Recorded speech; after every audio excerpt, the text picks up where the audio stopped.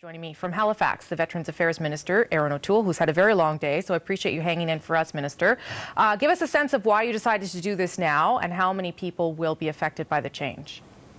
Well, this was really important, Rosie. I think this is something the Ombudsman and others have advocated for in the last couple of years. But more importantly, I tried to say today's about respect for our reserves, to remind Canadians of how important they are to our Canadian forces. We saw that especially in Afghanistan, where 25% of the people that served on that 12-year mission were reservists. So what this does is it fixes a gap for the part-time reservists, the Class A and B, who usually have several days per month, that sort of thing. If they're injured in the line of duty serving their country, they will have the same level of access to earnings loss, an income supplement, while they do retraining, while they do re-education, much in the same way the Reg Force and the Class C reservists have had for the last few years. So it's about closing one of the gaps in the new Veterans Charter. I was really happy to also remind people about how important our reserve forces are. And how many people will get this new improved benefit? Right now we anticipate over 200 will receive it right away, and that in the next few years it'll be between 200 and 300 people that will qualify for this. Like I said, it's an income supplement while they're getting rehabilitation and retraining. That's quite a different number than the Ombudsman had, though. The Ombudsman predicts the number is actually less than 30 per year. So why the discrepancy? I think there's likely people that are just finishing vocational rehabilitation, and then some people that are just starting.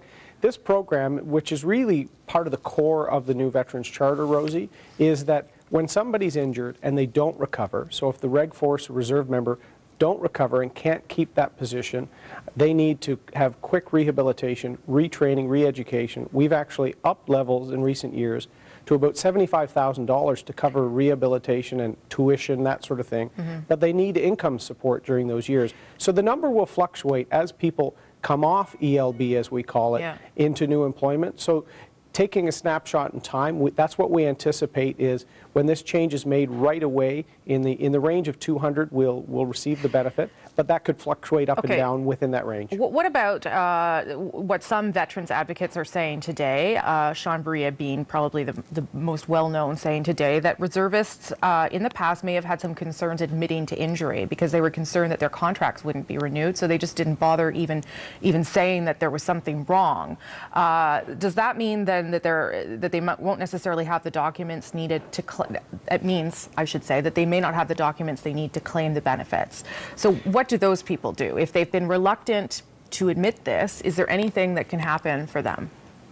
Well, listen, I think Sean's right historically, Rosie, that years ago there was a real reluctance. Even when I served in the 90s, people were worried about coming forward, particularly with mental health concerns.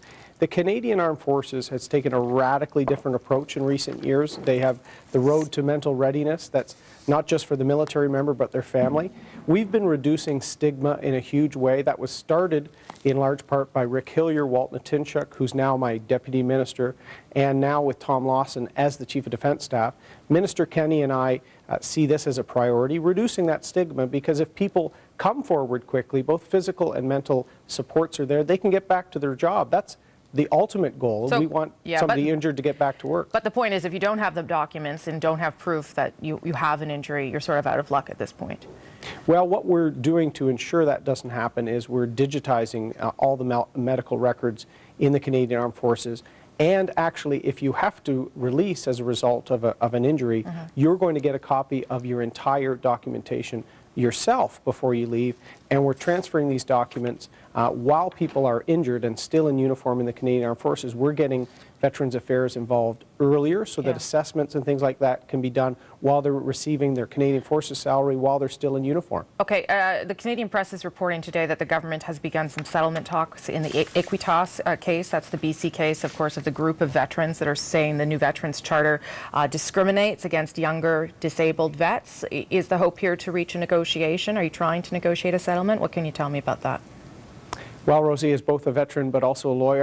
I don't comment on active legal files, but I can tell you this: there's been a lot of voices that I've listened to, I've looked into since becoming minister to try and see what are the right priorities. Prime Minister and I had a really in-depth talk on my mandate, And Minister Kenney and I have worked closely, particularly on this reserve piece, because the reservists are serving in the Canadian Armed Forces, but if they have to release, they become a veteran. So we're trying to close that gap and that seam between the Armed Forces and Veterans Affairs.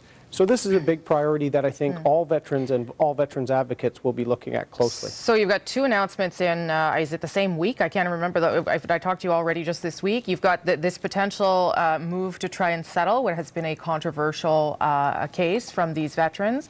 It does seem, Minister, as though there's a bit of a full court press here to try and get past some of the damage that had been done between veterans and the government and get this off the table ahead of the election. Would that be a valid interpretation?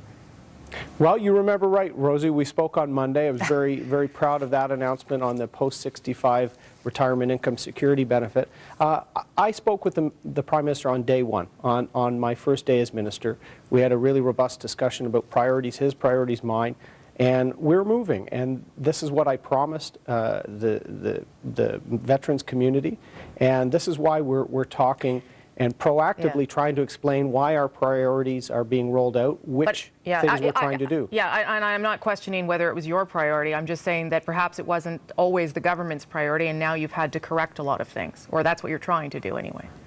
Well, I think all parties came together twice in the last 10 years on veterans issues. Once when the Liberal Party moved the new Veterans Charter, all MPs that were in the House at that time voted in favor of it. And then last year, last June, the Standing Committee of Veterans Affairs all agreed on some priorities to try and fix some gaps in the new Veterans Charter. So those were rare moments. You cover politics, Rosie. How often do all parties come together? The two announcements I made this week were some of the things last June were agreed upon by the Standing Committee. So we're making good progress, and I hope the opposition parties see this as progress and can help me get swift passage through the House of Commons of some of the legislation I will table. Okay, thanks, Minister. You know it's been a long week when I can't remember that I've spoken to you just on Monday. Anyway, thank you, and we'll keep following what you're doing on the file. Appreciate your time tonight. Thank you.